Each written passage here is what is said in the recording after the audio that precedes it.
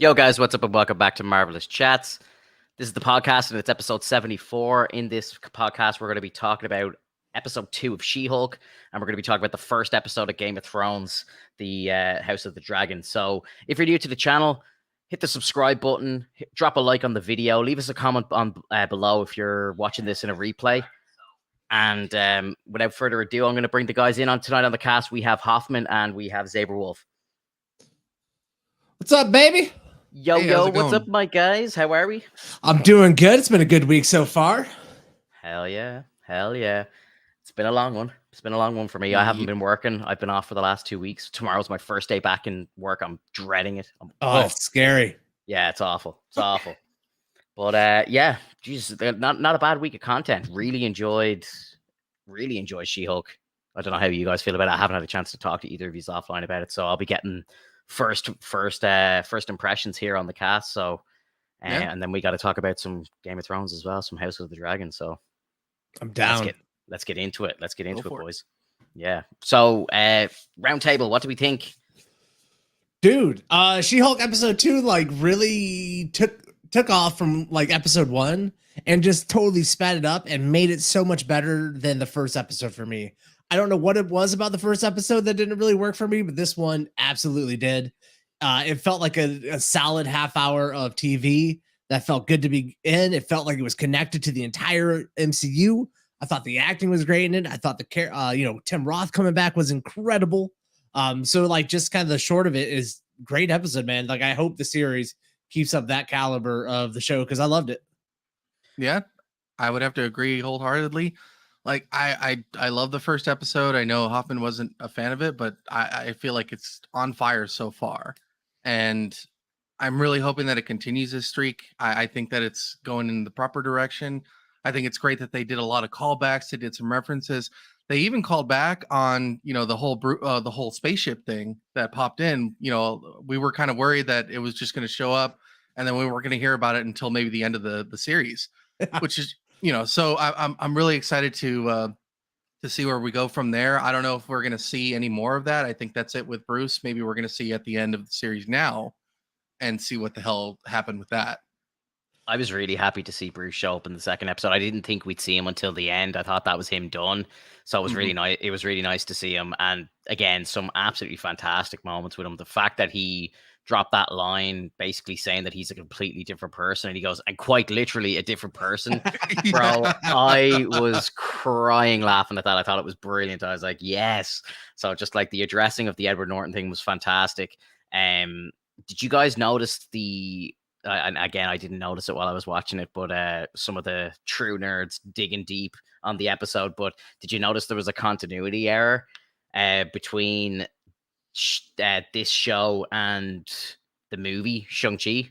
Oh God, this is the worst show ever. So basically, I didn't know first time around. I someone mentioned it and I was like, oh my God, yeah, they're absolutely right. But basically, what happened? So at the very end of the movie where Wong brings him in and like he gets introduced to like Captain Marvel and Bruce and stuff like that. Oh yeah. That happens after the events of this episode of the show, and in the show Bruce is fully healed, but in that scene in the movie he has the arm sling on. Yeah. That's immediately where I went. That is kind of hilarious. That's weird. Yeah, dude. So I'm kind of like I don't really understand how they could make a big mistake like that, because like it's a pretty big one when you think about it. Like someone should have caught it, I think. That's definitely like one of those things that the MCU is pretty known for being kind of tight about, right? And keeping those types of little details in line.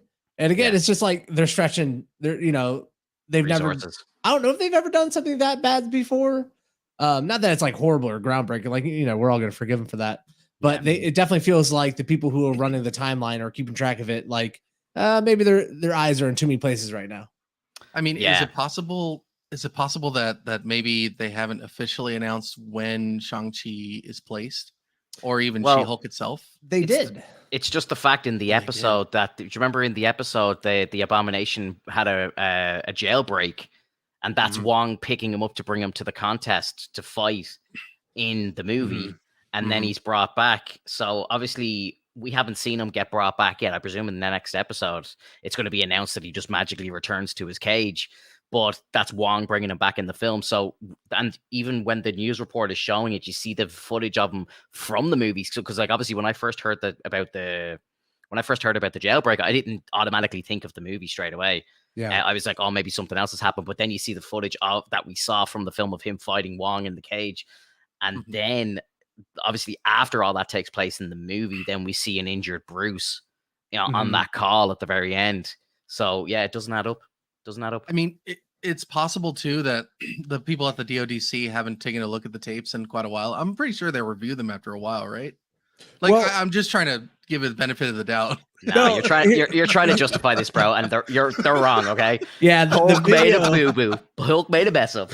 The video we saw No, of Abomination, that was like A-bomb. from a newscast. You know what I mean? Like that was from the Yeah. news, and so like that is a timeline fuck up. I guarantee you, there's going to be something within World War Hulk where like his arm gets hurt again, and that's why it's in a brace. Like they're just gonna have to drop something in where his arm's hurt again. Yeah. Yeah, I don't know. I don't get it. Like, and usually, as I said, when I first watched it, I didn't think about it, and maybe I was just had my brain switched off. But when I heard it, I was like, oh my god, yeah, it's actually so obvious. Yeah, It's so obvious. And what do you Yeah. think? So he's going back to Sakaar on the ship, I for presume. sure. Oh yeah. World War Yeah. Hulk, baby. Alex like is finally getting it. Do you think that's it? Like he's off Earth now until he gets a solo movie? Like that's kind of crazy. Yeah, I think there's stuff yeah. going on. Sakaar, they need their champion, the Hulk, and he feels like a connection. They could obviously bring in his son, Scar. We don't know who is flying the ship, if anyone was flying it at all, because he was kind of alone in the episode 2. And so I think he's like, he knew it was a Sakaar ship. They made sure to name drop that, and he's probably heading back to Sakaar to do some World War Hulking. Yeah, I'm excited. It's just strange that if this is in fact World War Hulk, it's going to be kind of a weird take on it because, as most people know, World War Hulk is basically Hulk and his crew from Sakaar battling the people on Earth and basically getting the justice that he deserved for like all the bullshit that they did, from like the Illuminati jettisoning him out to Sakaar and then his ship exploding on Sakaar, just basically killing his family. And so like that's his vengeance basically. So it's weird. Maybe they'll just do a Planet Hulk, or maybe they'll just kind of like speed through it and then come back to Earth and be like he's pissed. Yeah, I definitely think they're going to MCU it, where they take a bunch of different Hulk storylines, combine them into one, call it the best name they can, and that's like Hulk's movie. And they just, it doesn't look anything like the comic books outside of like the places and the settings sometimes. But they'll probably like change who he's fighting and stuff. I mean, look at Endgame and Infinity War. Like that was nowhere near what Thanos did in the comic books. But it's like we all love it because that's the MCU version of it. So I think they're gonna do that, and they could call it Planet Hulk. But I'll be honest with you, World War Hulk is like the funnest fucking name you could ever give a movie. So I hope that's the way they name it. Yeah, absolutely. It sounds badass. Any other standout moments from the episode? I'm trying to think now. I kind of wish I rewatched it. For me, Tim Roth Yeah, he coming was back, like fantastic. Tim Roth just like captures that scene. The dude's legendary. I've been loving him forever in the movie industry, and seeing him come back and like just own that role and kind of put like a new thought and a new way or new lens of looking at what happened. Hey, I was just a soldier for the U.S. government doing what he was told. Thought I was going to be the next Captain America. Yeah, they gave me a serum and it fucked me up. It's one of those things that the MCU does where they shine on different lights, like Zemo. Zemo was this really bad villain, and then like you kind of see his angle, and you're like, yeah, you still suck, but like I get why you suck. Like, Yeah. I thought and- that scene was powerful. Like how he spoke in that scene and how he just kind of told his story. You were just kind of like, I never even thought about it before in that way. Like you automatically just think of Abomination as like as a villain. And just the fact that it was like, well, look, actually, I was playing ball with the government, and this went horribly, horribly wrong. And I've now kind of learned to control everything, and I'm apologizing to people who I've done damage to over the years and all. I was like really impressed by that. It was but incredible. you have to remember the words of Daredevil. Like people don't change. Fisk doesn't change. Daredevil doesn't change. Like Blonsky does not change. I don't believe him for a fucking second. That dude is ready to leave. He's just playing ball because Val probably told him like, you need to play ball. You need to get out of there because we need you on our team. Yeah. And that's exactly what he's trying to do, because there's no way that dude didn't want more power. He volunteered to be for that, like to go for that serum. And yes, it might have affected his brain a little bit and made him go hungry for power, but that stuff doesn't go away. Like it's still in the system. I'm pretty like, did you see the moment when he talked about Bruce? He was kind of gnashing at his teeth a little bit, you know, as if he was still angry at the fact that, like, you know, they went toe to toe and he still beat him. Yeah. But I will say this, if you kind of pick up on what he's saying and his vibe, he was able to like transform out of the abomination, which is crazy, right? Like it's not something I thought he was gonna do until I seen the trailer. When they said the abomination is gonna be in this, I thought he was gonna be abomination the entire time. He's just, you know, hulked up. But it seems like he's taken this very peaceful, like namaste thing, and he's talking about the Thunderbolts when he's like, I found 7 of my soulmates, or whatever they call. Yeah. And they're just talking about the Thunderbolts like that. He's like the first Thunderbolt in the MCU that's like kind of confirmed, because he's like, I'm part of this team, the 7 people. Actually, dude, like if you notice, as Jennifer's walking in, there's 7 women in the background. There's 7 women in white clothing, like in the background with like little like hat, like reef hats. Oh, never mind. I don't know what I'm talking about. That is, he's just part of a cult. I think, he's got 7 soulmates. I wouldn't be surprised if that was it, but I think really you are to kind of, they want everybody to start thinking, oh, Thunderbolts, because the announcement's coming in like 2 weeks. Like, you know, it's I think the cast has already been, or like, you know, the lineup of the heroes and stuff that are going to be in it, or villains, or whatever you want to call them. Yeah, it's already. Did you read on it? Yeah, it's already been confirmed. That's awesome. We're not going to have Red Hulk for it. Like Thunderbolt Ross is not probably going to be in it, or if he is, it's going to be weird. So like Abominations are Hulk and the Thunderbolts, you know? Yeah, right. And I think the reason why they're not going to have Ross in there is because if you remember him talking, he was saying that the government made him do it. He wasn't even talking about Ross himself giving him the opportunity. And I think it's sort of like maybe a respect to was it William Hurt? Is that his name? Yeah. Yeah. And they gave respect to him, not mention his name because, you know, he passed away not too long ago, you know, rest in peace. And, you know, they don't want to mention Ross because they probably don't know what to do with him just yet. They don't know if they're going to recast him, or maybe they're looking to recast him and they haven't found anybody yet. You know, so they're trying to give it some time.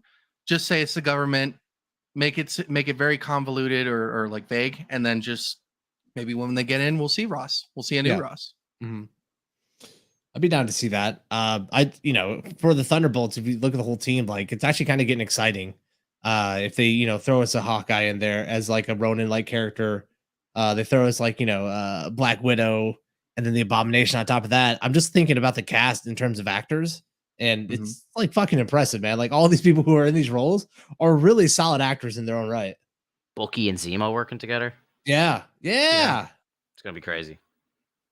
Yep. Do you have the list of people? I need to Google it. I would have it somewhere. Hang on. I actually have it on me. Oh yeah, I just didn't know if you knew about it. No, yeah, read it out. So the Thunderbolts lineup will be Zemo, Yelena Belova, Ghost, Taskmaster, Abomination, U.S. Agent, Titania, and Winter Soldier. Titania?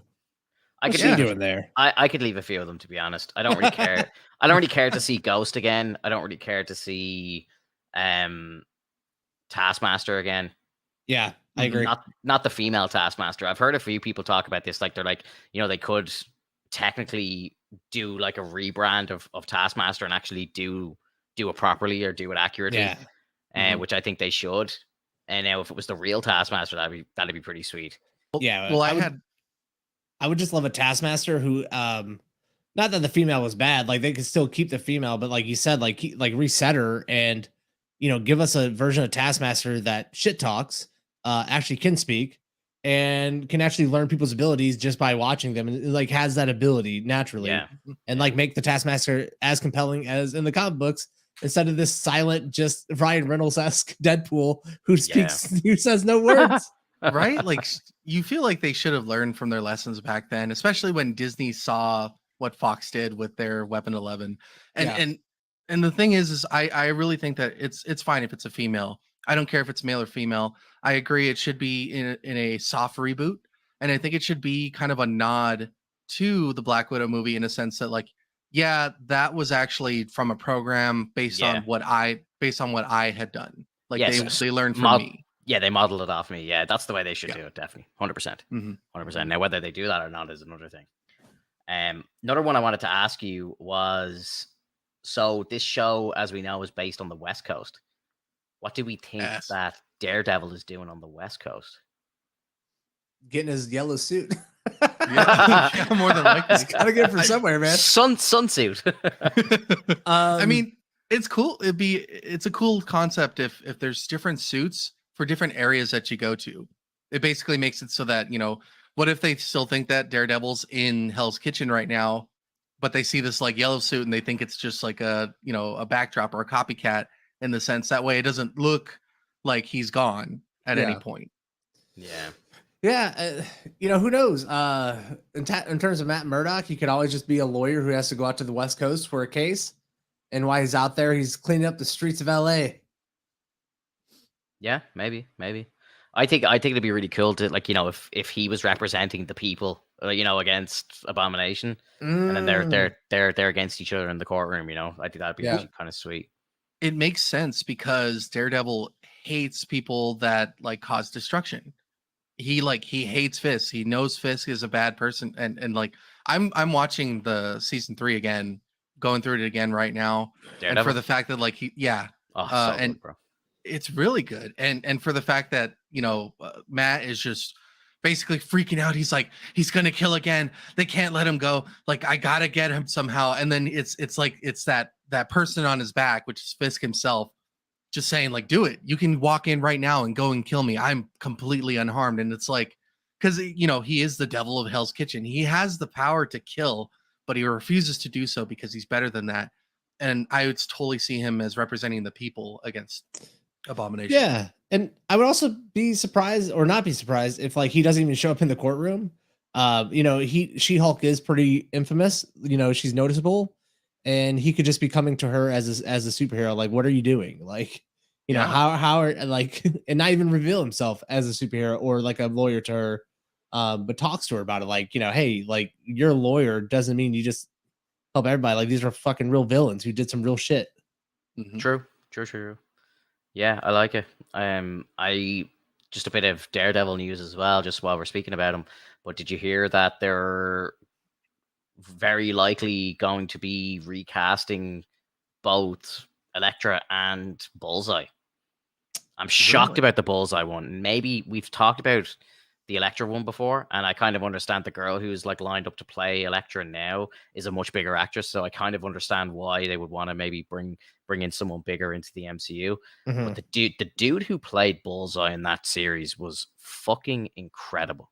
I thought he was so good. He played the role perfectly, and I'm kind of shocked that they're bringing back Bullseye, but they're not bringing him back. It's kind of weird to me.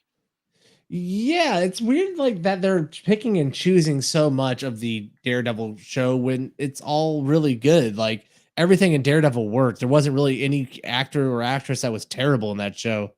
So the fact that they're recasting Bullseye is weird. Unless they just kind of feel like they want to do another storyline and just kind of retcon the Bullseye storyline and feel like having him be the same actor would be hard to do that, right?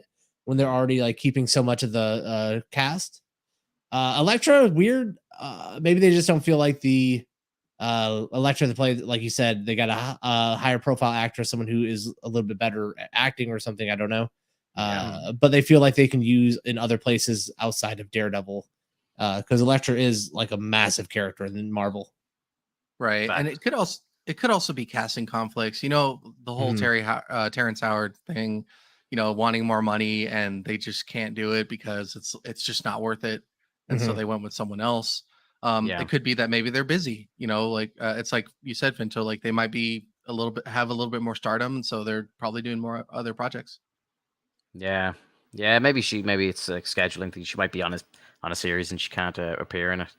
Right. Yeah. True. Maybe DC casted her. But I must do a bit of research and see if she actually in it, because I don't think I've ever seen her in anything bar Daredevil. So I must do a bit of research on that and see if I can figure out what she's been in. Yeah, so like look, all in all, I really like. I liked the first episode of the show. I thought the first episode was really good. And this one, I'm so happy to report that I preferred it even more. Mhm. Yeah. The after credit scene was kind of shitty, but look, we can live with that. Like, I will Her take it. family's so good. yeah, Yeah, it was actually pretty fun. yeah, it was kind of cool, but I was like, okay, you But know, like these are kind of like a Peacemaker-esque in credit scene where it's like just Yeah. kind of fun. Thanks for sitting through the credits. Here's a tiny little scene for you that's just about having fun. I love And- those and I- courtroom sketches as well. The courtroom sketches are Yeah. just so good, dude. And they So added good. more to it. It wasn't Yeah. just like the same paste, like copy paste on there. They added more, and that's what I love about it. I was really hoping that they would do that, and they answered our prayers. Yeah, for sure. Did you guys see any of the Easter eggs or references in the show that are hyping you up about future projects? Oh my I god, I caught can't them believe we afterwards. haven't talked about this yet. This should have been how we opened up the podcast. My god, what am I thinking? The Wolverine Yeah. thing. My god, dude. Yes, it was incredible. It was absolutely incredible. I didn't look at the QR code. There was a QR code on the page as well. I keep forgetting about the QR there codes, is. and they just they escape me. But I gotta start paying more attention to the QR codes. But yeah, and then as well, finally, we've been talking about this for so long as well. But finally, we get a reference to the Celestials sticking out of Earth. So yeah, Yeah. I'm a big fan. So for anyone who may have missed it or doesn't know what we're actually talking about, so in the episode, while Jen is looking for a new job, so she gets fired. She's looking for a new job, and there's a scene where she's sitting on her couch and she's scrolling through the internet, and some Marvel nerds out there paused on the basically shoots to her computer screen. She's looking at a website, and then on the right hand side it says, "Thank you for bringing it up." Yeah, it's got related articles. Man fights with metal claws in a bar brawl. Like epic, epic. And then why is there a giant statue of a man sticking out of the ocean? Yeah. It's so fucking good, dude. And yeah, there's a QR code up the top there. I wonder, yeah, I'll be able to capture it there. It's probably I think no. it's too cut off to It's cut actually off. get into it. I tried to get a picture of it there, but yeah, so it's cool. It's cool. I love it, dude. I love shit like that. Like it's great. Like, you know, I said to my girlfriend before we watched it, I was like, there's a Wolverine reference, finally he exists and all. And then my girlfriend's like, is that it? And I was like, I know, I'm sorry. But he's out there. He is out there. Yeah, I'm definitely so ready to see Wolverine again in movies and TV shows. Like, I just love that character so much. You know, I'm reading through like the Judgment Day comics, and anytime Wolverine shows up, and I'm like, "Fucking, let's go, dude!" Like, just start chopping people up and talking shit, please. Oh yeah, yeah. and dude, it's so and good. we already know that like he's got his adamantium claws, so it's past the point of him just having his bone claws. Yeah. Exactly. Yeah, that's crazy. So like, you know, all the Weapon X stuff and all that's already happened. So I like it. It kind of solidifies a lot of people are kind of theorizing that maybe, you know, it's kind of going to be like Harry Potter, where, you know, like they all exist, but humans don't know about them. Or it could be like Charles is actually like blocking off the mutants using Cerebro or whatever. Like, you know, so there's a couple of different fan theories out there that actually could be adding up now. Because for Wolverine to be this far along, you know, and like, isn't he like 150 years old before he gets the metal claws or something as well? Yeah, he's up there, bro. Yeah. So like, you know, he's been around a while. And it would also kind of be cool. Maybe we get this. Wolverine could also be like in a Blade movie if they do Blade set in the 1920s. That's rumored.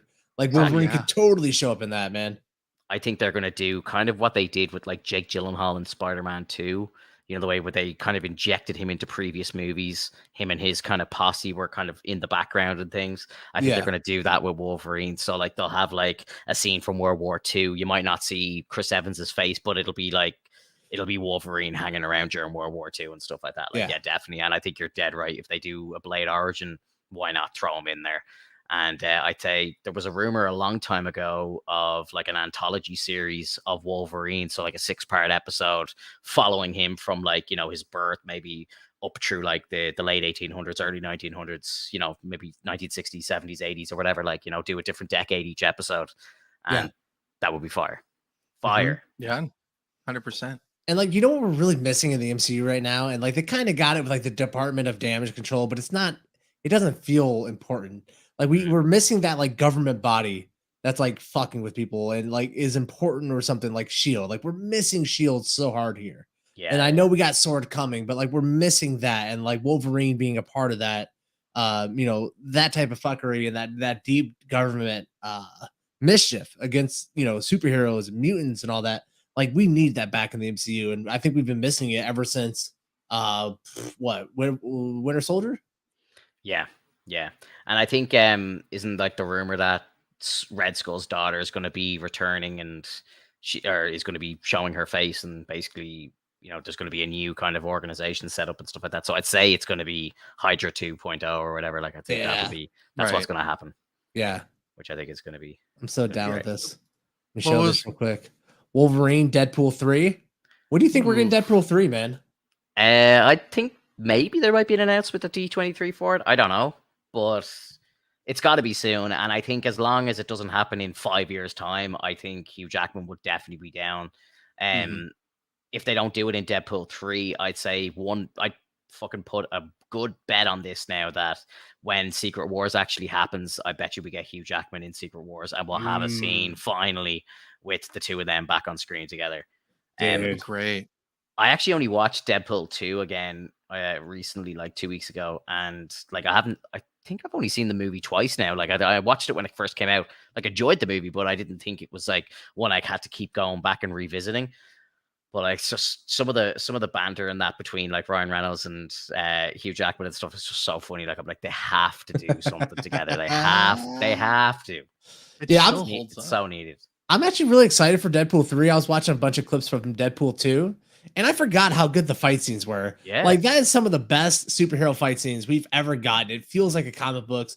There's like, it just doesn't feel 100% real, which I really like. There's just so much randomness going on with him being like sliding down the highway onto the truck, him and fighting Cable. The whole Domino character, her deal was hilarious. Juggernaut yeah, coming in. Like, there's so much good there that it actually got me really pumped for Deadpool 3. I just forgot. Like it's solid, man. yeah. And we Mhm. got Brad Pitt in for like the shortest cameo of all time. I think he's in like eight. He's in like 8 frames or something like that. Yeah, yeah. It's absolutely brilliant. Let me And pull this one in. This one's for Alex. when will Hulk be scary again? Hopefully when he lands on Sakaar and somehow they fuck with his mind or something. Hey, do you think something like, so I know one of the storylines I think for World War Hulk or whatever is that, isn't it that they trick him off the planet, they send him off the planet because he's a threat to the Illuminati or whatever, and Yeah. then don't they like the Quinjet that he arrives on explodes and like kills the woman that he loves or something, so he comes back to Yep. Earth like more pissed off than ever. Yep. That'd So be that'd be fantastic. I'd love to see that. And like the way that Bruce has been kind of portrayed in this show so far, it seems like he could lose it at any point. Like, he Mhm. doesn't fully have control.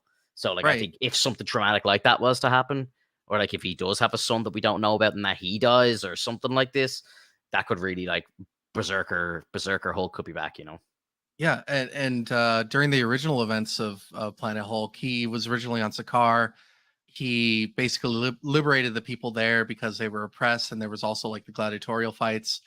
And in the animated movie, which I highly recommend you guys see, like he actually ends up running into Beta Ray Bill, which is why we see a reference to Beta Ray Bill on Thor Ragnarok, Hmm. Mhm. which is it's like one of my favorite scenes because as Hulk gets mad and fights Beta Ray Bill, like they have this device that controls them.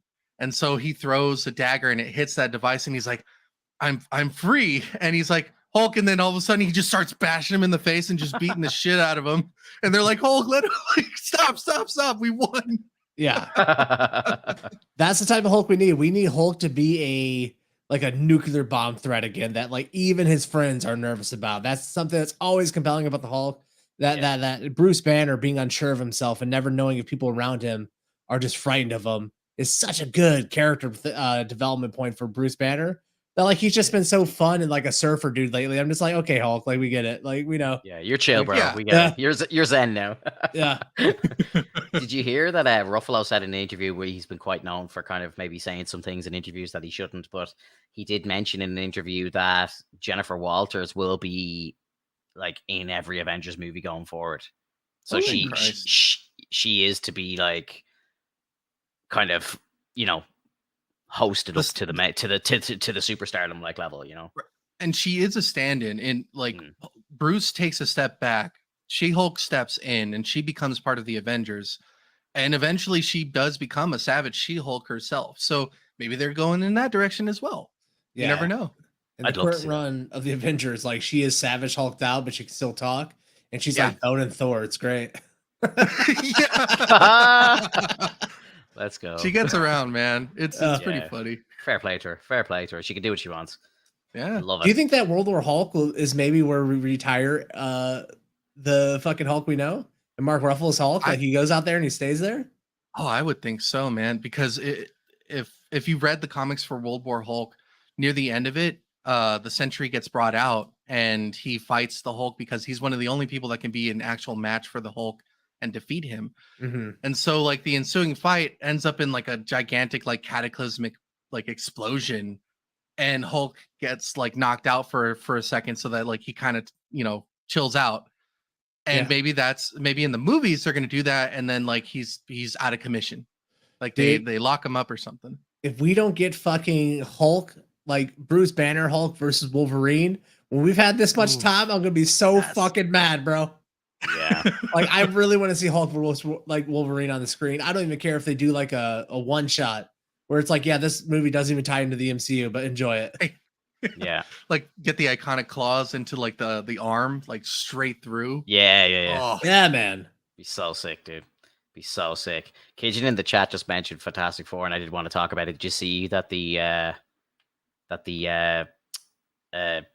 director was pretty much approved? Like I know it hasn't been officially announced, but like you know it's been kind of leaked that the director is going to be Matt Shackman, the dude who did WandaVision. Yeah. Ooh, okay. So apparently, and I that was my first reaction as well, Hoffman. I was like, she like WandaVision, what the hell? Yeah. But apparently this dude, now I don't pay attention to his career whatsoever, but apparently he stepped away. He was actually greenlit to direct the new Star Trek movie, the fourth one. Okay. And he stepped away from that to do this. Whoa. And apparently he's bringing some of his Star Trek kind of vibes to this movie. So it kind of, you know, a lot of people are saying that what they think is going to happen is that the movie's going to be predominantly based in space and it's going to be like a kind of Star Trek film, which would make sense as to why the 616 Fantastic Four haven't been around yet in any of the movies that we've seen because they're out in space doing exploration or whatever. That makes sense. And they could also be seeing or be playing off the idea that like WandaVision kind of has like those 1960s, 1970s vibes on TV. Mm-hmm. And maybe they want someone who's like kind of familiar with that look now that he's done WandaVision and can capture that. Because I did not like WandaVision as a whole, but I guess like there were some good character moments in it, you know, like I like the characters and Agatha was great. They had great scenes there. But that's a bold one right there for me. Yeah. I don't know. Like it just seems like for what they had with WandaVision, I thought it went well. I thought it ramped up pretty decently, but then it like fell off right near the end because they just gave us a bunch of teasers at that point. You know, we only got to see Agatha fight, you know, Scarlet Witch for a second, and then we pretty much saw Spectral Vision for a minute, and then he just fucks off and still hasn't been seen to this day. I heard that Evan Peters is going to be back as well as Ralph Boner. So it's like I'm so happy. Some people are like theorizing that he could be someone like of real importance to the story going forward. Yeah, like he could be a Beyonder or the Beyonder. That'd be interesting. That would be crazy. Cool. It's hard to determine that. I really hope that it's actually Quicksilver, like a brainwashed Quicksilver, and that he's just stuck as Ralph Boner.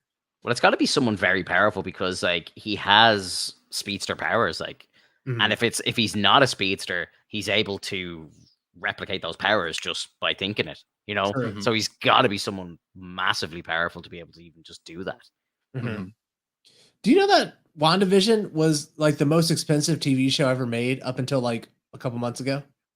Yeah, That would I make think it sense. was the budget was like 250 million for it. Where the fuck did they spend that money? Dude, like On that's like It was probably in the a first 3 town. episodes.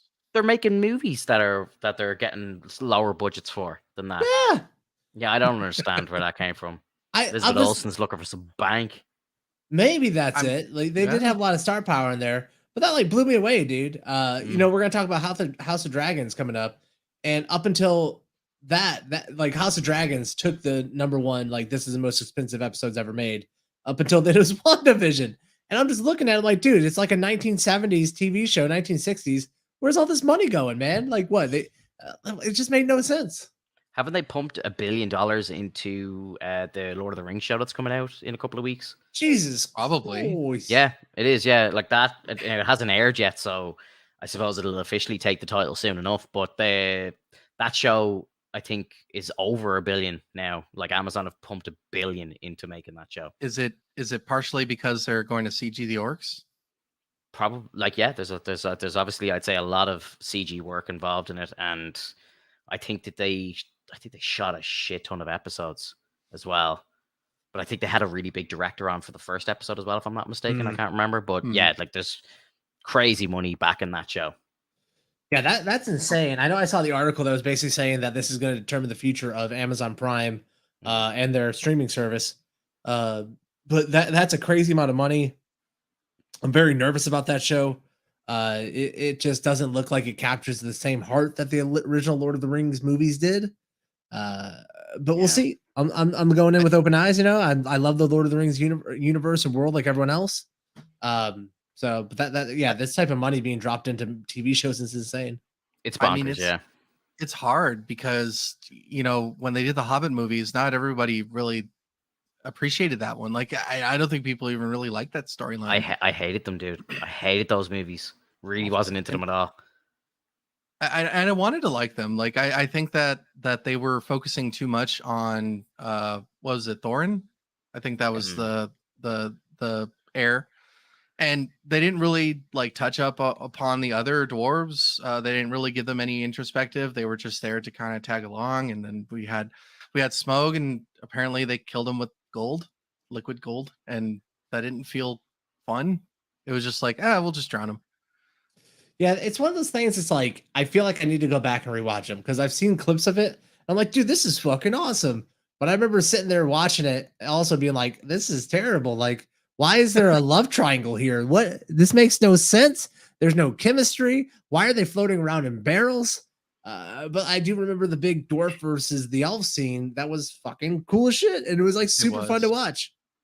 Yeah, I think they should have just they had a movie for the books for the original trilogy, a movie per book. They should have just done one Hobbit movie. I think they got a little bit too greedy, and they're like, we're going to split out the prequel book to a trilogy, and they shouldn't have. They should have put the best bits of those 3 films into one epic movie, and then you would have had just an absolute epic saga of movies. Like, you would have had The Hobbit and The Lord of the Rings, and they would have been par and par with each other. And then you have something like this coming out, which just continues the legend. Whereas now it's like a lot of people are thinking, yeah, this is probably going to be like The Hobbit. I'm not really interested. And I also think as well, like, and I don't know how you guys think about this, but like, how many people are out there right now that are not Amazon Prime members, and they're going to sit there and go, actually, yeah, I'm going to sign on because I want to watch the Lord of the Rings TV show? Like, I honestly don't think, now maybe like there will be, of course, people that will subscribe just to watch this show, but I don't think, after spending over $1 billion on it, I don't think that you can like bank on the fact that you're going to get like hundreds of thousands of subscribers just to watch a TV show. Well, I mean, if you think about it, man, like when they did the sequel trilogy for Star Wars, I think people were so starved for more Star Wars content that when they saw that first trailer, although it was like a nostalgia hit, like people were just absolutely psyched for it. And in this case, we're seeing a prequel based on the origins of the Rings of Power, and I think it's going to be a huge hit. I think even if you're not a diehard fan, if you love the Lord of the Rings, you're going to be like, well, I'd love to see the origin of how like the rings were created and how the Ring of Power was designed, and like what ensued. Like who the hell was Sauron back then? Like, did he have a face? What did he look like? And I think it's going to hit. I really think it's going to hit. That first episode's going to be huge, but depending on whether it's a a hit or a flop, like that could determine the rest of the series in a whole. I think Amazon has a big problem on their hands with this. The fandom, Star Wars fandom is nuts. MCU fandom is nuts. People get really, really offended and down to the minute details about how the world is supposed to be that they know and love. Yeah. There is no other fandom that is deeper into that than the Lord of the Ring books fandom. There are literal college courses designed around these books, and like the world of them and stuff. And so if Amazon, like we've seen already, gets in there and starts fucking around with it a little bit, they're gonna have a shitstorm on their hands from the fan base.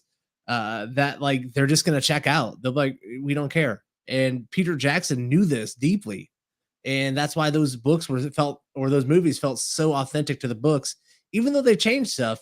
The everything else just felt so authentic and felt like they adapted where they needed to adapt. Whereas Amazon Prime so far kind of looks like, hey, we just kind of want to do our own thing and make this world, and we paid $1 billion for it, so we're just going to do whatever we want. That's the worst feeling ever, especially because when you think about it, we just watched Miss Marvel, which completely changed her origin. And we fell off after a couple episodes. Like we loved the first episode after one, and then after that one episode, it just started going downhill. Like that character is designed to be a beloved character, like even for like both young and old generations, and for the people that are of Muslim faith. And it's just wasn't fair to change her up that way, just because they didn't think about how they could like put in the Terrigen bomb or create a proper origin story so that she could have her embiggen and like stretchy powers. Yeah.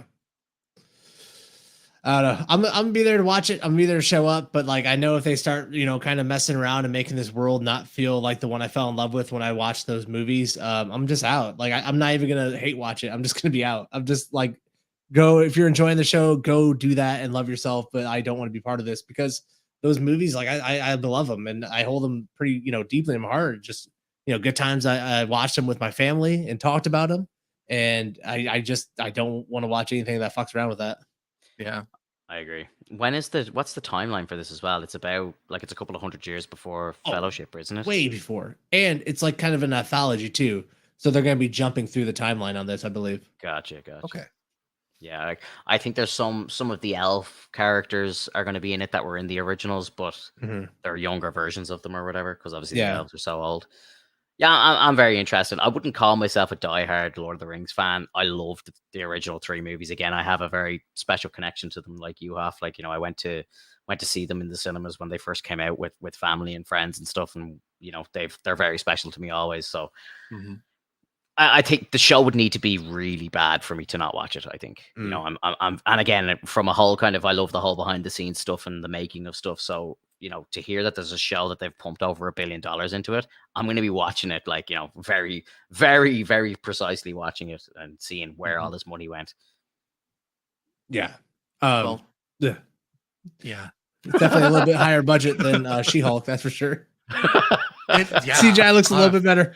Yeah, it does. There's been a few stills. There's been a few stills released of what the world looks like and stuff like that. It looks fantastic. It really does. It does. Well, let's see if it's worth the money. Yeah, I don't know.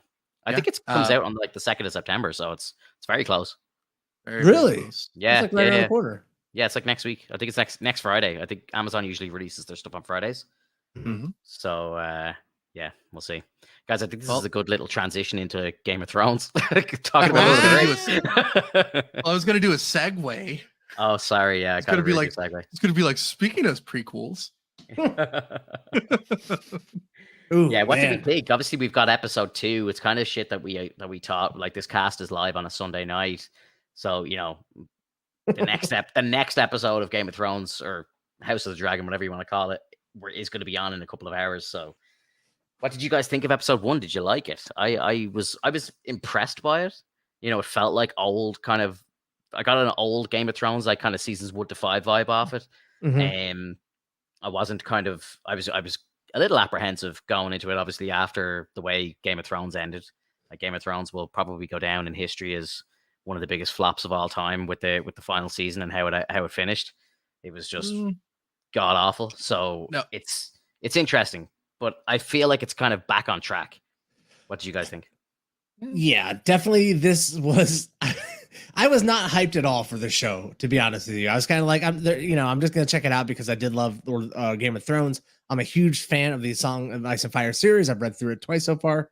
Like I am a big fan of this world from George R. Martin, but I was like, HBO fucked it up. I'm gonna check it out, and they instantly got me, dude. I was like 15 minutes into the show, and I was like, I love this. Like here I am in Harrenhal. I got the crests all over the place. The knights are here. Everyone's got like the banners and stuff, and they got me. I love the first episode. I thought the production level on that show was outrageous. The world felt so lived in and authentic and real, in ways that like you kind of forget that the pilot for the original Game of Thrones wasn't that great as we remember. And then you watch this and like it's good, man. It's compelling. My biggest problem with it is that like I don't think we have like a really good entry point into the show of like someone to love. If you think about the first Game of Thrones episode, I or at least for me, you fell in love with the Starks, and it's like here is this family that's like good and from the north that you're rooting for against this like horrible world to the south of like political backstabbing and nonsense, and like you don't really have anyone to root for in this show. They're all just kind of already playing the Game of Thrones, and they all just kind of suck. Like I'm not rooting for anybody. Yeah. No, I agree wholeheartedly on that one as well. Like I really enjoyed the show. I thought it was great. I think it does hit kind of like the first few seasons, like you said, Finto.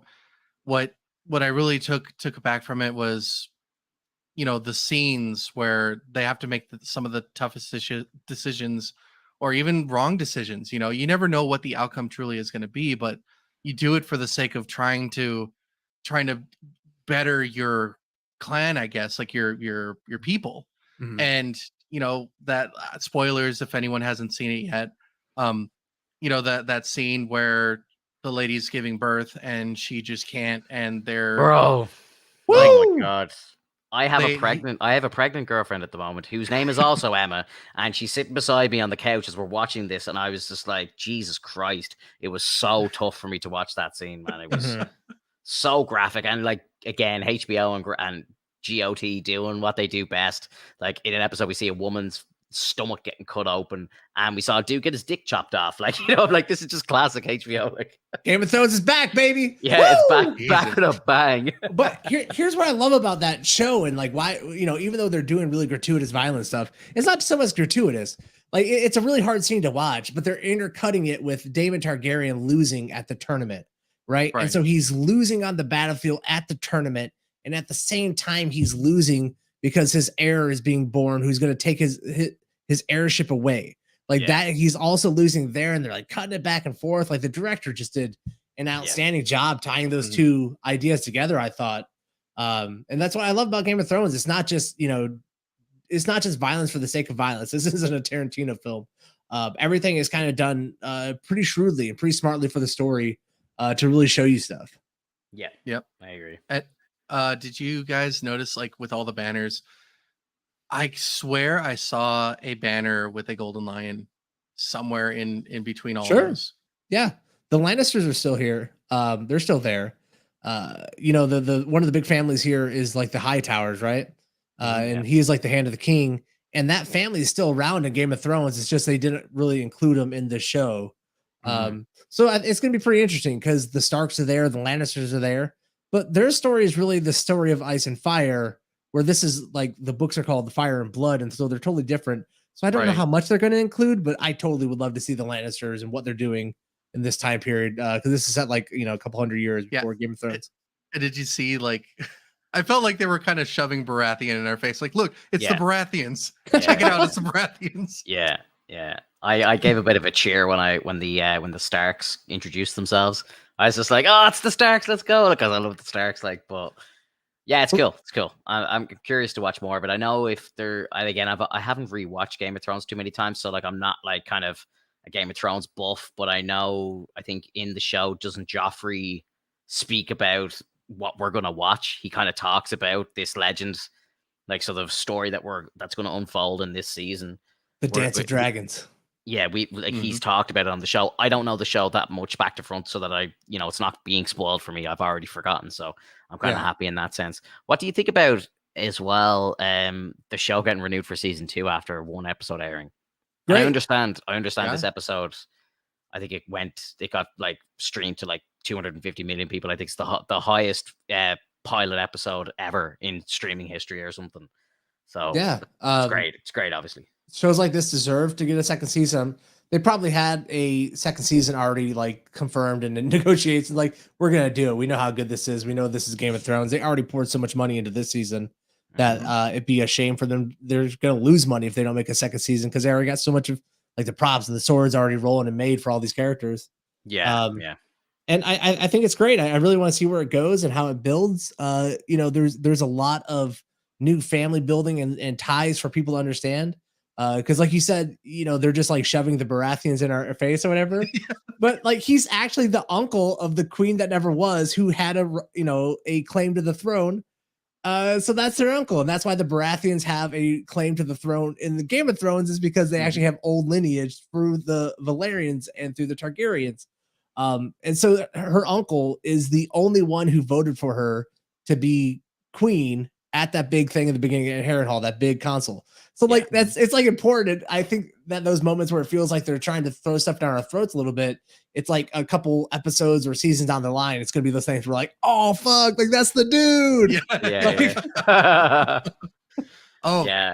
Like with that cast too. Like I love like Otto. I love that they chose Rhys Ifans for Otto.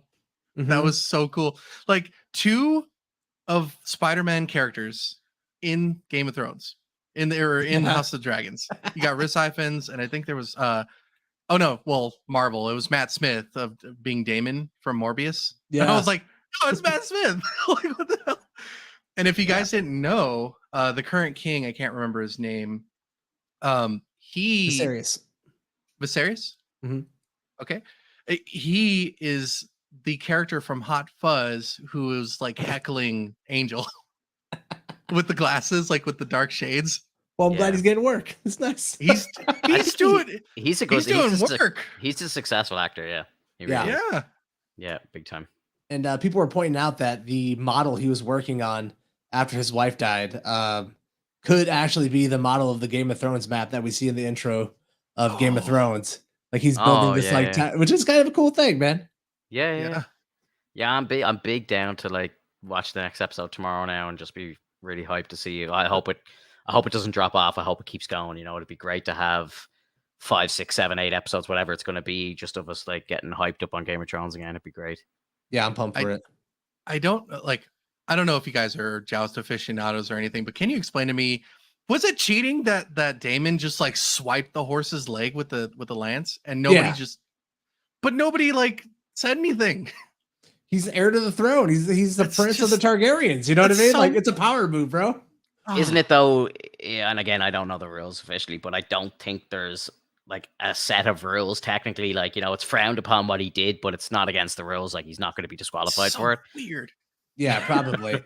And the whole thing was just to fuck with Otto Hightower. Like, that's Otto's Hightower's brother, who he like knocked off his horse, and then we went over there and he got the blessing of Otto's daughter. Like, it's him and Otto, this rivalry being set up there. It's just so fun, man.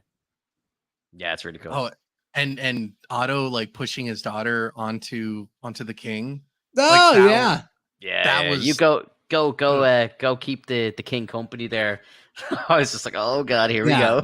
One of my theories is that Otto was actually like causing his wife to like have like miscarriages and stuff, and like fucking up her pregnancies because he didn't want the king to have an heir that was a male.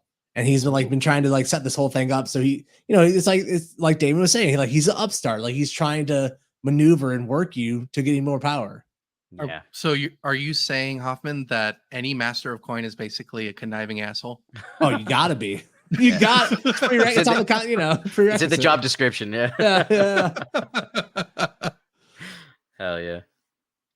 Any predictions for what's going to happen in that show? Like, again, I don't know enough history that I'm just going to have to wait and see what happens. But without kind of Um, without kind of spoiling anything, because I know you're pretty hardcore, Huff. So I don't want you Yeah, to say something that you know is definitely going to happen. I'll well, I hold have it. a quick question. I have a quick question for Hoffman then. I have a What's quick up? question for Hoffman. Is Rhaenyra, is she happy? Is she excited to be a queen and to be like the ruler? Because you really couldn't see a smile just yet, but it seemed like she was kind of twitching towards a smile. Right. So Rhaenyra is a character who is happy to be queen, but really just wants to go and do her own thing. Like she wants to ride dragons and go into battles and stuff. And she doesn't want to conform to like normal gender stuff. Like, that was her whole thing with her mother. She's kind of like an Arya Stark character where she really just wants to do her own thing. Mhm. But she'll take on responsibility if she has to, but she just never wanted to be, one of the girls. So how they treat her in this, and where she ends up in terms of being the queen or not, that will be very interesting. But she definitely is a character who is more of a tomboy, who, might not necessarily want power like that, but we'll take it. I saw that there was 2 castings listed for that character. So there's the version Yeah. that we have now, and then there's a slightly older version of her in her like 30s. hmm Do you think that's kind of weird? I don't know why they just wouldn't kind of age up the existing actress if it's only going to jump like 10 years or something. I think it's a bit weird. Is, Yeah, it is is it weird. within the same season? Yeah. Yes. Yeah. So I think Oh, there's going to be like a 10-year or a 15-year time jump sometime okay. this season. So, but yeah, they've hired, they're going to replace the actress for that character. So I'm kind of like, it's a really strange move in my opinion, because it's like, yes, I would understand if they jumped 50 years. Of course, you would recast then, because sometimes it just looks ridiculous when you age people up too much. Like you can tell it's the same person, and it's not believable. But this is only like 10 years or something, so Mhm. it's kind of a strange move to me. Yeah, I think they're gonna have like a more gradual, because if I've seen the actress in interviews and she definitely looks like she's in her like late 20s or something like that. She looks like an adult. She doesn't look kiddish when she's in interviews. So I feel like they're gonna have her. They aged her down for this episode, and then they're gonna use the same actress like as it goes along. And it's not gonna be like a 10-year jump. They're gonna do a gradual Hmm. scaling of time, and then eventually we get to the last one. And I think it has more to do with like her friend who kind of becomes important. They had to, definitely recast her to look older. And so I think that then using the same actress with a different actress for the friend would have felt weird. So I think they're just Gotcha. Just swapping them recast both both of out. them. Yeah. Yeah, Right. that And probably makes more sense.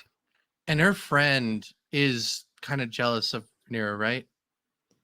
Like for the Uh, fact that yeah, because like her friend like wants to be a queen and a lady and like do the whole deal. Like she's a Sansa Stark type of character Mhm, where she wants to be in, like, she's all right with it. She loves that shit. mhm. Yeah, for sure. So it's gonna be good. It's gonna be a good season. Like I said, I'm back in. I'm like reading theories. I'm deep diving like 30-minute YouTube videos on one character. They Like they got him, got me, bro. ladies and gentlemen. They got him. Ugh. Fuck yeah, dude. Do you guys have any other nerdy news from the week? I do actually. Have Yes. you seen the member lineup for the Midnight Suns? Is this for a movie or a TV show or something? Is it? I believe it will be for the movie Okay, go on, shout it out. or a TV show. I don't remember. Did they say it was going to be a show or a movie? I don't think Well, it's been confirmed yet. Okay. Well, anyways, so the members of the Midnight Suns will be Blade, Doctor Strange, Moon Knight, Ghost Rider, Jennifer Kale, Werewolf by Night, Elsa Bloodstone, Black Knight, Hellstrom, and Hannibal King. that's so many people. It is, but they're all beings that have dealt with or have been touched by supernatural beings. That's the way it should be, right? Yep. Ooh, yeah, I don't know if I believe that just because there's so many people. I feel like that's a wish list almost. It feels to me that when they introduce people, the Eternals was the most that we've ever gotten. That was like 7, right? And Mhm. that felt fucking heavy, bro. I mean, you never know. Like it could be their own Avengers style squad. I know the Thunderbolts has a good array of people, and I think that maybe they're going to split them off as well. Maybe they have to go and take care of some stuff here, some stuff over there. Maybe it could end up being a series where we see an episode of like Blade and Black Knight and Moon Knight hanging out together like at one spot, and then you see Elsa, Hellstrom and Hannibal King at another spot. You never know. And then near the end, they collaborate and they're like, okay, well, this shit was really crazy, and we got to take it down. I mean, I'm excited for a lot of those characters. If they really end up bringing Ghost Rider to the MCU in like a right way, I would love it. Ghost Rider is such a fun character to watch. If they cast him right and like actually do a good role in it, I'm down. Werewolf by Night, you know, It's still up. I'm on the fence on that. It's gonna be a tough gig, man. Like I think that having these new characters is gonna be fun, in my opinion. Like having not just a singular new character, but like 4 of them, 4 or 5. Yeah. And I think that's what we need. Like we had the Eternals; those were new characters. Those were a slew of new characters, and I didn't hate any of them. I thought they were all like fantastic. Yeah. No, they seem cool. I guess and a couple of them I actually haven't even heard of, so we'll see. See how that goes. Like Hannibal King was like he had vampirism and he was cured of it. It seems like a Midnight Suns movie would be like 4 years down the road, man. Yeah, probably. We're not even established in the supernatural world like at all yet, and Blade's coming out. Well, I guess like with Doctor Strange, right? But it doesn't feel supernatural in the same way that like a Moon Knight or a Ghost Rider was, where it's like ritualistic, you know? Right. Yeah. Because when you think of Doctor Strange, you're thinking of the mystic arts. Right. You're not really thinking like Supernatural. right. But at the same time, like we saw Gargantos. So like we have supernatural beings that are just like popping through. Well, that's a cosmic being. Right. I don't know. It just really depends.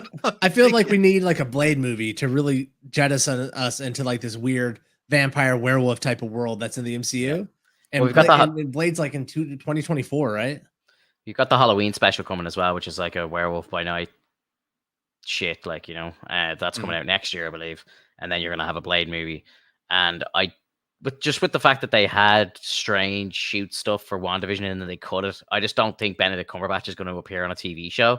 So that would kind of tell me that this Midnight Sun stuff is actually a movie. Okay. Yeah. Damn. Well, hopefully it's got a good plot, and I would say with this many people, we need about 3 hours. Definitely. Yeah. Man, it's weird because we're like, for the last couple of years, like we've been kind of being given drip fed movies that are like close to 3 hours, and it's like the norm now. I feel like, you know, if I see a movie that's less than 2.5 hours, I'm kind of like, what? And like Thor, like Love and Thunder, I was kind of saying like, this movie's like an hour and 55 minutes. I was like, what the fuck? It just felt so weird. Whereas like, you know, when you go back and you watch old movies that it's like, you know, hour and a half runtime, like that was the norm back then. Like, so Yeah. I do think you're right though, especially with introducing a bunch of like new characters and a whole new dynamic. Like you got to think like, how are the normal fans going to take like a supernatural thing with like vampires and vampire hunters and werewolves and all this magic and like sorcerers and everything all on one team working together? Like it's gonna be a bit of a hard sell. Like, but I mean, people love stuff like that. Like I love werewolf stuff. I'm a huge fan of like the werewolf stuff. So that's gonna hit me home. I'm not too much of a fan of vampirism, although I did like the Van Helsing movie, like that Hugh Jackman did a long time ago. That was really fun. Yeah, I like, people do love it, but it's also, you know, it's a hard sell sometimes. Yeah, do people love it on an MCU level, or do they just love it on like a Helsing level? You know what I mean? Like in terms of scale. Yeah, like I think like a lot of people who are like into like vampire movies would like movies that are more kind of horror based, maybe more so than something that's, you know, superhero based that has vampires in it. Like, you know, like, yeah. What kind of vampire fans are you looking to get here? Are you looking to get people that watch like 30 Days a Night, or do you want people that are like Twilight fans? Like, what do they want here? Like, right. You know, it's two very different like scales. Yeah, or even True Blood fans. True Blood was I really enjoyed True Blood. I love True Blood. I finished that whole series with so Katie, and holy crap, that was fun. It's amazing. Yeah, it's a very kind of weird start to the show. I watched the first episode, I remember, with an ex of mine, and like just it was kind of weird, like dude like banging on the couch like in the first scene, and I was just like, oh, this show's gonna be weird. I don't know if I'm gonna like this, but if you stick with it, it just gets so good. Like, it's I love crazy. it, bro. I love everything about True Blood. Me personally, I'm down for like supernatural MCU shit. Blade, you know, Dracula. I'm here for it because I think Dracula is one of the funnest people when he shows up in like the Avengers comics. The Avengers have to go up against vampires and stuff. Like, it's super fun for me. It's really fun. Yeah, I think like hopefully like by the time we get around to like Moon Knight season 2 as well, we have vampires kind of established, and you can have Moon Knight going up against some vampires. Like, because it's I've only read a couple of issues of Moon Knight, but like straight away you're getting vampires and Moon Knight. Like, I'm just like, this is the way it should be. Like, Yeah, Yeah, I think definitely. we were reading up on the 2021 series. I don't think we Mm, finished it yet, but like he had, Mr. Knight and the Midnight Mission, and like yeah. Reese was a vampire who's like his secretary. Like, I Yeah, think it's really fun. and like Moon Knight is someone who protects travelers in the night, and like he didn't protect anyone in the night. He was just fighting his own little thing. Like he's not protecting the streets, and that's kind of a Moon Knight thing. Yeah. Yeah. So maybe in season 2, like they'll move it, because now he has to kind of be like he has to have a job somehow. So Yeah. Even superheroes need jobs, huh, She-Hulk? well, that's the funny thing about She-Hulk, when she was like, do they have a plan? Do they have an insurance plan? Do they have health? Do they have dental? And, like, it turns out that in the comics they do. They have a very extensive plan. They get paid very well. So they're well off. Tiny bit of DC news I want to just have a quick chat about. I know DC's shit show at the moment, but apparently there's been some footage released online. I haven't seen it. I don't know how true it is or whatever, but the rumor on the streets is that Henry Cavill has been spotted on the set of Black Adam. Apparently, The Rock has actually made it happen. Henry Cavill is Yes, going to shoot some seeds for Black Adam. I'm down with that. I am too. I really think so. Like, I think with everything that we've kind of heard so far, Ben coming back, they've delayed these movies. They've delayed Shazam and they've delayed Black Adam all the way. Sorry, not Black Adam. They've delayed Aquaman till like December next year. They're apparently reworking so much of the movie now with Ben Affleck, and I think the entire third act of the Flash movie is getting redone as well.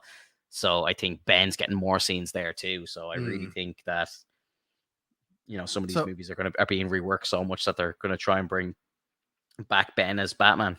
What do you think? so I think it's interesting that they're going to bring in Superman, though. I'm excited because, of course, it's Henry Cavill, and Cavill has played a very good Superman. Mhm. But at the same time, my brain is just like, isn't Shazam supposed to be like the Yeah, oh, counter of course. to Yeah, Black Adam? And I know it's probably due to popularity reasons, and for the fact that Shazam has been made a little more lighthearted, because they made Billy Batson a more lighthearted character in his own movies. So I mean, it's just weird to me. I would love to see Shazam actually fight with Black Adam, and even if he's losing, being like, I need some help, and then go to Superman, because they do, because Superman and Shazam both fight Black Adam at one point, because Black Adam's oh yeah, fucking powerful. fuck yeah, he is big Mhm. time. I think what they're doing, like Warner Brothers had decided to split out the characters just to kind of try and build two separate franchises, leave Shazam as it being its own thing, and then let The Rock have his own kind of trilogy or whatever, just to try Mhm. and build out another franchise and keep it away, rather than you know The Rock just showing up in Shazam 2. They want to give him his own movie and like let him kickstart his own character. Now, probably what'll happen is The Rock will either show up in Shazam 3 or Shazam will show up in Black Adam 2 or something. They'll do something like that. But I think at the moment it's like trying to just keep the characters divided and let them build on their own. Yeah, I think DC's just in a weird spot. Like they know they need to rebuild the DC universe as like a cinematic universe. But then they've also got stuff that's successful that's still out there, like Aquaman and Shazam and Black Adam. Like there's still stuff that people want to watch within the world that they built already, but they do Yeah. want to Mhm. restart it. Like, how the fuck do you do that? Well, this is the thing, like, and this is where they're kind of stuck between a rock and a hard place, because do they go full reboot, which is what they probably should do, right? They should probably Hmm. should just cut their losses and just start all over again because they've got new ownership now and this is the time to do it. But from what we're hearing is, they're bringing Ben back. They're giving Ben more scenes. They're bringing Henry Cavill back. It really seems like they're restoring the Snyderverse, as they say, Yeah, because all these Snyder characters seem to be getting more camera time, not less. yeah. And it seems like they've completely ditched Michael Keaton now. Apparently, he was signed on for like a 3-movie deal. I think that's been completely scrapped now. We won't see any Keaton at all now. I think he's going to be gone altogether. So it really seems like they're just saying, fuck it, let's just go with the Snyderverse because that's what's successful. Yeah. And I think like do a couple of more movies, like give Ben his solo Batman movie, him versus Deathstroke, bring back Joe Magliano, do it. Like, you may as well do Man of Steel 2. I'd even love to see like a Trinity movie, like with, Cavill, Ben Affleck and Gal Gadot, like give them not a Justice League movie, but like just, that they have like a Trinity run in the comics and stuff. Do a Trinity movie or something. Like the three of those characters work really well together. Yeah. The Just Us League. Yeah. Man, what's weird though is that we haven't heard anything about the Robert Pattinson kind of line of Batman. Like, has there been any rumors of that at all? I think there hasn't been it hasn't been officially announced, but as far as I know, Matt Reeves I think put something out to say that his sequel is safe, so they are working on a Batman 2, and the Penguin spin-off show is still happening as well. And as far as I know, Peacekeeper's still happening too. So there's a lot of like DC shit up in the air now that they're thinking of, like, because they just scrapped a Batgirl movie.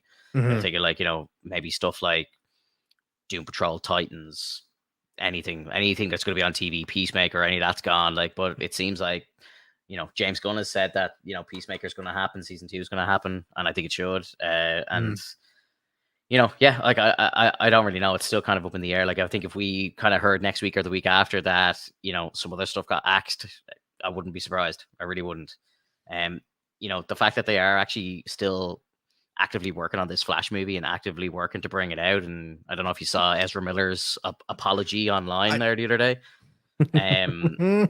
Like, seriously, like it's looking like they're gonna go ahead with it. Like, yeah, Blake, you brought up in the chat, it's like the test screenings were really good for this. How do we, is that just spin from DC or in Warner Brothers and Discovery? Like, hey, we got no choice. Like, people are loving this so much, we got to bring this movie out. We got no choice, everyone. All right, we know Ezra's a piece of shit, but I heard a few people saying this, like, there was a few people saying like, oh, it's the best audience score that they've got since The Dark Knight. And I got to give a shout out to Josh from Dead at Earth, because he just pulled together all these different articles. And it was like every single movie, it's like, is Shazam, like the first Shazam movie, is this the best movie since The Dark Knight? They said the same thing about the first Aquaman movie. You know what I mean? Like they seem to just throw this out all the time. It's like, this is the best DC thing since The Dark Knight. So that seems like a phrase that they're kind of throwing around very actively. But to be honest, like from what I've heard, and that first trailer for The Flash was pretty impressive. I'm a giant Flash fan. Like, I'll still watch the movie. I'm not going to boycott this movie, even if Ezra Miller is still in it. Like, I'll still go see it. Like, but, Warner Brothers have actively come out and said that they will not do. He won't be, even if this movie is released, he will not be the Flash going forward after it. And I think the fact that they're working so much on a third act, I think they're going to replace him actually mid-movie, to be honest. Yeah. So yeah, I got reservations about seeing it. The things he's done is so heinous. It's the first time I literally have thought to myself, I'm not going to go see a movie because of the actor, which I don't think I've ever done before. But this guy's been in so much shit. I dislike him so much personally that I'm shocked that they're even considering putting this out, aside from the fact that they put a lot of money into it. But it's going to be a tough one for me to see in the movie theater. I might just wait till it comes to HBO Max, to be honest. Yeah, like I agree. I'm excited for it, to be honest. Like, I think I think it's going to be good, but I really do think that if they came out next week and said, look, we can't make this work or whatever, we got to scrap it, and it's a $200 million movie, like, or whatever, I wouldn't be surprised. Yeah. 200 million though, like, you can eat it. Well, they've already eaten 90. So if they scrap this as well, that's 290 that they're eating. And they've come out and said, Warner Brothers and Discovery have come out and said that the reason why they're releasing, what are they releasing? They're releasing some movie that's not connected to the DC universe and Black Adam. And they say the only reason why they're only releasing these two movies is that's all the money that they have for the rest of the year to release these two films. They can't even afford to release more movies. So that's how much trouble they're in. So that's why I think, no, they won't take a fucking hit on this Flash movie. I think they'll actually keep it going. Yeah, and they are a big company, but at a certain point, you gotta answer to your investors. They want their money back. They're like, hey man, you spent a lot of money on this. When are we gonna start making money? When are we gonna start making money off of HBO and the entire Warner Brothers catalog? Because you've just been eating losses since we've done this. Yeah, Well, yeah, it's funny when you say that too, Hoffman, because even some of the worst movies that have ever been put out into the world still get money in some ways. Like you know that Sharknado series, Yeah. people eat it up. That's why there's so many of it, because it's cheap money to put in. You could do it real quick and you'll make some money back. And Yeah. even if it's a flop, you know, you'll get something. yeah. Like stuff like Sharknado and all. Like, there's kind of there's a built-in audience for stuff like that already. So Mhm. Yeah. like that could be the worst fucking movie of all time, but you're still gonna get 100,000 people to go see it because it's just an automatic built-in audience. There's nearly people that love to go see stuff like that just to see how shit it actually is. You enjoy it being terrible. Yeah. Yes. Yeah, like the And Velocipaster. I haven't watched that yet, but it's on my list. I have it. I have a copy of it. I cannot wait. It's so bad it's good, man. The very first scene just caught me. Like it's literally like a what the hell, but I just started cracking up like crazy. Yeah, it's so funny, dude. It's great. Guys, do we have anything else to talk about? I don't think so. We're alive an hour and 15, so it's probably not too bad a spot to drop it off. I think we're I good. think we're good. What do we got coming out next week? We got She-Hulk episode 3, House of Dragons episode 2, and then Lord of the Rings on Friday. Yeah. Yeah, it's going to be a big week next week, actually. Yeah. Just before we go as well, I was doing a little bit of a competition on our Twitter page, just for some free content in Fortnite. So a couple of people had entered it. So I want to just announce a winner now live on the air. So what I would like, one of you guys, I don't care who says it, but if you can give me a random number between 1 and 17. Ooh. Alex, you take the honors. Oh, between 1 and 17. Just any number randomly. What I'm going to do is whatever number you pick, I'll just count up who's like so 1 and 16, sorry. 1 and 16. Okay. Yeah. Let's go 13. Ooh, lucky 13. Yep. Who's the lucky winner? 13 people watching right now. He picks 13 on the random number. Okay. Right. Yeah.